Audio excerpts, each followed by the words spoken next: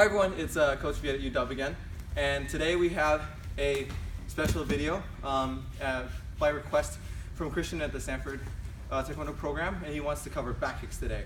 And that's my favorite topic in the world, is back kicks. So we're going to work on back kicks. This will be like a part one of a multi-part series, because back kicks are that awesome. One of the most important things about back kicks is that it's a technique that you can do relatively safely. It's a technique that's worth a lot of points from a sport taekwondo perspective, and it's also a good technique just to know from a just combat, like MMA style combat perspective as well. It's a very, very valid technique in most situations. The most important things I was learning: how do you do it, when do you do it, and why would you do it, right? Because it is a spinning technique of sorts. But it's a very, very powerful strike. But it's important to get the mechanics down first, and we'll do mechanics first, and we'll explain kind of situations where you would employ the technique. So importantly, just to understand, back kicks, if Cameron here holds the shield, it's not a spinning side kick, right? So one of the biggest mistakes that a lot of folks do is they do a spinning side kick. I'll demonstrate. So I turn, I look at the shield, and my knee comes up parallel here, and I strike out, right? So that's a spinning side kick. It's like this, right? It's a very kind of old school way to do it. We try not to do that because it's slow, and it introduces a lot of rotational force, and it often ends up in a sparring situation where you kind of you go too deep and you over rotate and expose yourself on the strike of the kick. So for the back kick, it's going to be a lot more linear. You're turning, you're still a little bit of a spin, but you're kicking with your foot down. So if your knee is down, then that's the back kick. If your knee is sideways, then that's a side kick, right? Simple enough. So what you want to do is, we try to use different teaching tools for this kick. We're going to break it down to a couple different steps, and we'll work on just doing the kick itself. So we're going to start with the wall, our favorite teaching tool. So we're coming over here. Okay, all right, so, Kevin, please. All right, so you can do this without a partner. You can also do this with a partner if you want for now. But when you're first starting, you don't really need a target or anything like that. You can just stand against the wall, and you're going to stand pretty close to the wall, just a few inches off the wall. And the idea here is that you're trying to force yourself from not swinging your knee out wide. All right, so we're going to break it down to different parts of the kick. The first part, you're in your basic fighting stance, either kind of more orthodox, weight on the front leg, or you can start from the sideways as well. It doesn't really matter. But the first part is you turn one, and I turn, my heel comes up a little bit, and my head starts to rotate into the chin. My chin starts to rotate into the shoulder that I'm kicking towards. Two, I chamber my knee vertically downwards here. So my foot is pointing down to the ground, not to the side. I'm not bringing my hip out wide as I chamber. And then three, as my chin is in the shoulder, I strike straight back behind me and rechamber, and foot is down here. And so it's just three parts. So first, one, I turn. Two, my chin goes into the shoulder as I chamber. And three, I strike, rechamber, and then down here. Notice how I land. I'm landing facing this way. If I land facing this way, I did a back kick. If I land sideways or forward, I did a side kick, right? So you want to do that a couple times, or many times actually, just to get the mechanic of spinning, but in a very linear fashion with not too much rotational force, right? So you're not doing a side kick again. So I hit it one, chamber two, and three, straight back, rechamber, and then down in front of me.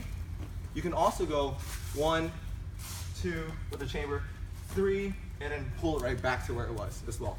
That's valid as well. Once you get comfortable with that, then just stay at a comfortable distance.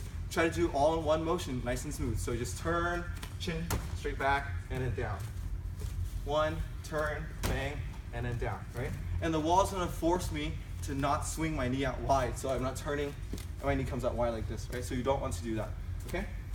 Really importantly, chin into the shoulder as I turn. So if I'm like facing you and I'm sparring, when I turn here, I'm just barely peeking over my shoulder, and I shoot it straight back, and my foot is facing mostly down, right? And foot down on the ground.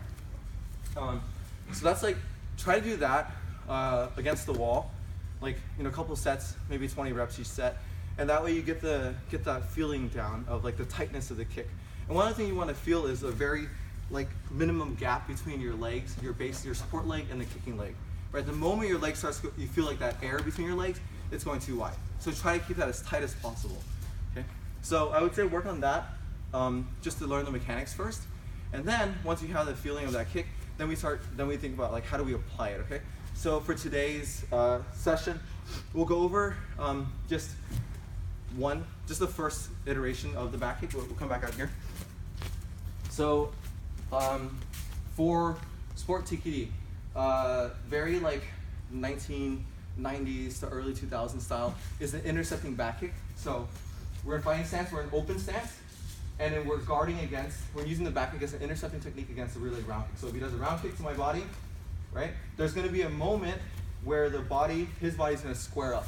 That's the most vulnerable part when you're doing a kick with the rear leg, or you're doing a punch. You're going to square up to the opponent, and that's like the use of the back kick.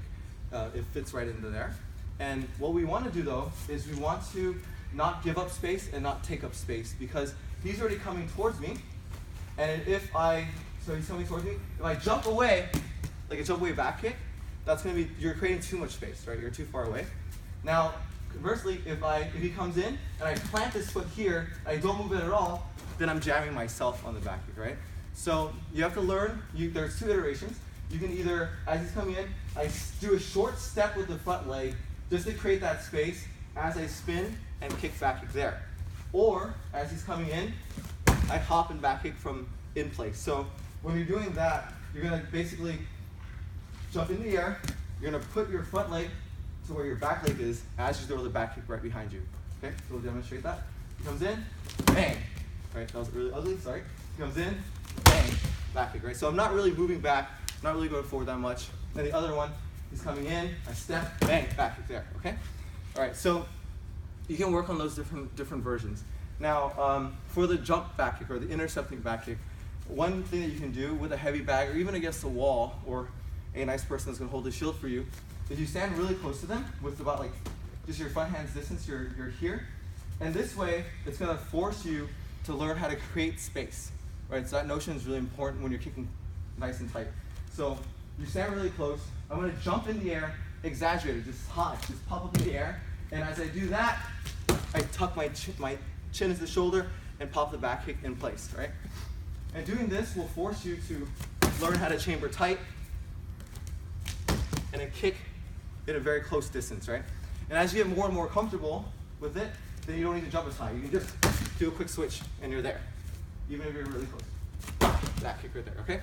All right, so I would say work on just introducing the element of jumping and creating space by pulling that front leg back and not moving backwards or forward.